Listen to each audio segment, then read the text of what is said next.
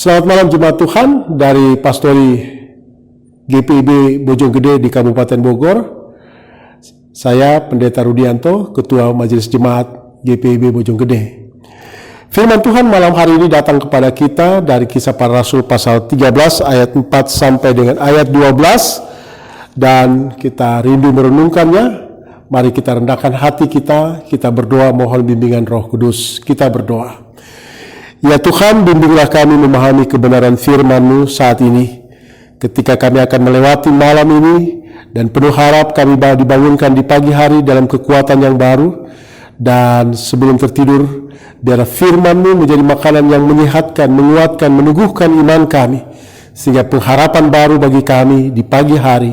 Dalam tanggung jawab kami akan melakukan banyak hal dalam kehidupan kami esok hari. Dan karena itu ya Tuhan, biarlah bimbingan Roh Kudus-Mu saat ini meneguhkan, menguatkan kami. Kami datang dalam kerendahan hati memohon, baik kami yang mendengar, membaca, merenungkan, dan menyampaikan firman-Mu saat ini, kuasai hati dan pikiran kami. Amin.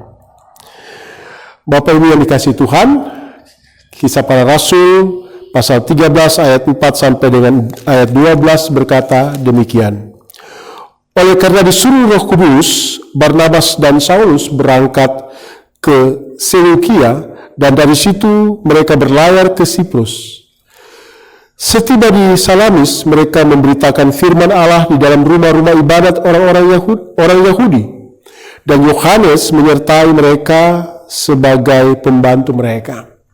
Mereka mengelilingi seluruh pulau itu sampai ke Pafos.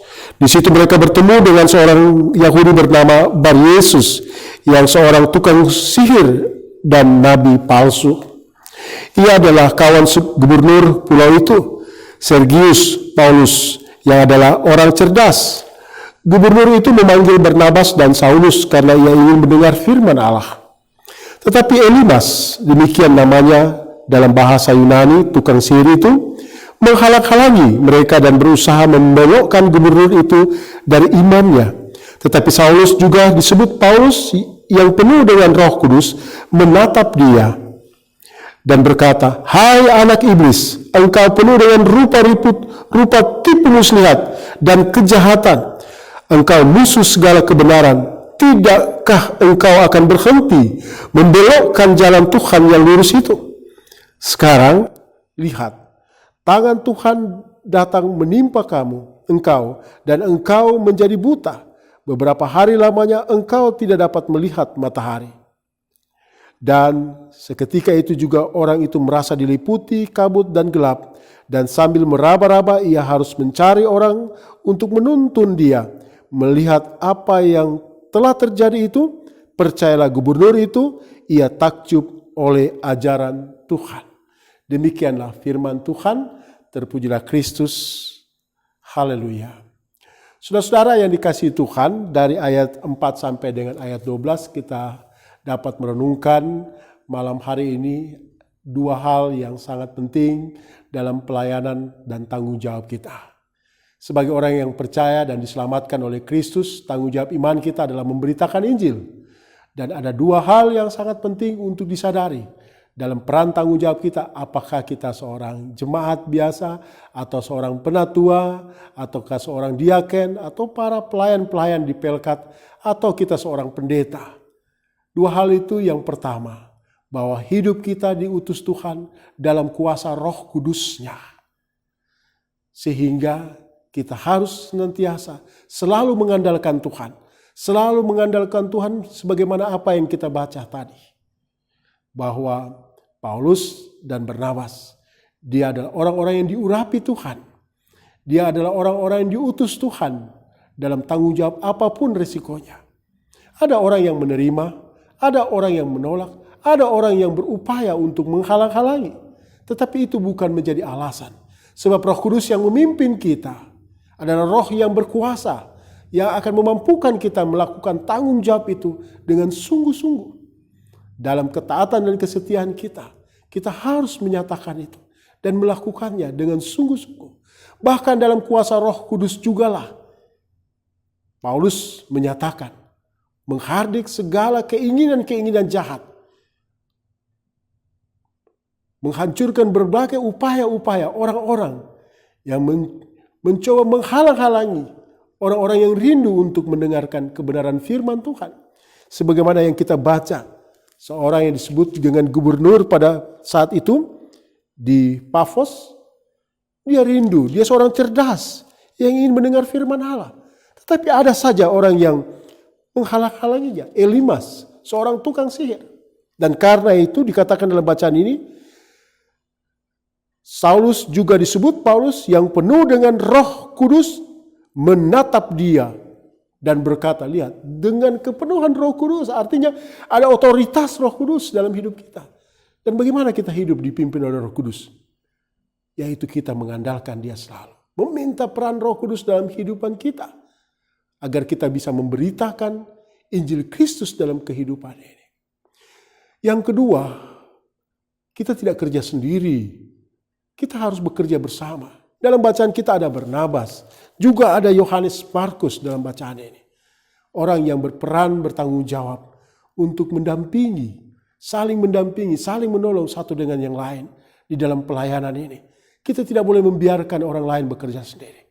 Kita harus juga punya peran tanggung jawab. Yohanes Markus menjadi orang yang bertanggung jawab untuk meyakinkan banyak orang bagaimana ia menyaksikan sendiri penderitaan Kristus pada waktu itu. Demikian juga Barnabas. Dia seorang yang mendampingi Paulus, menuntun Paulus, memperkenalkan Paulus, dan mereka adalah orang-orang yang diberi tanggung jawab untuk memberitakan Injil Kristus kepada semua orang, tidak hanya kepada bangsa Yahudi, tetapi juga kepada bangsa-bangsa yang lain. Dan karena itu, sebelum tidur lelap kita malam hari ini, dua hal ini kita harus ingat. Setiap orang Kristen memiliki tanggung jawab untuk memberitakan Injil dalam kuasa Roh Kudus-Nya. Setiap orang Kristen memiliki tanggung jawab untuk senantiasa bersama-sama dalam saling menolong, saling membantu untuk memberitakan Injil.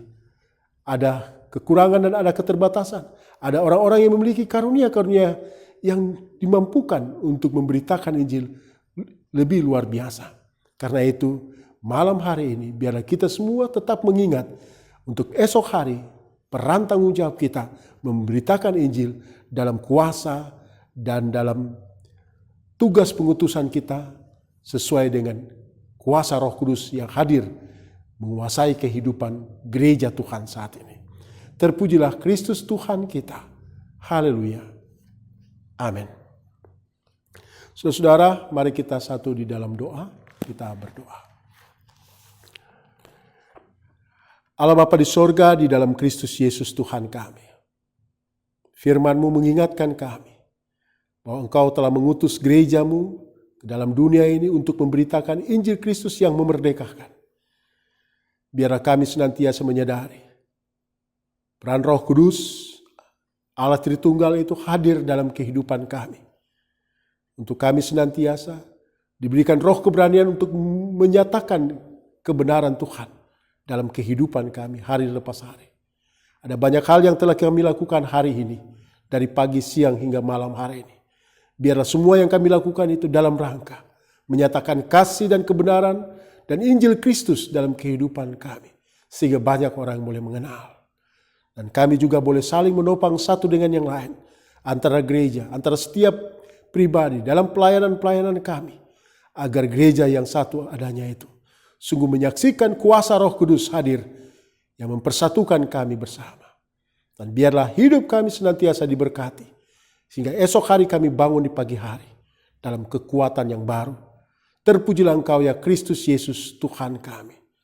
Di dalam nama-Mu Yesus Tuhan kami bawa doa ini. Mohon kasih dan berkat-Mu menyertai kami malam hari ini. Dan juga bangsa kami, Indonesia ini, dalam mengatasi berbagai pergumulan COVID-19 saat ini. Biarlah kami boleh bersama-sama untuk saling membantu, menyatakan perjalanan pelayanan gereja kami menjadi bagian dari pelayanan kesaksian untuk mengatasi COVID-19 ini.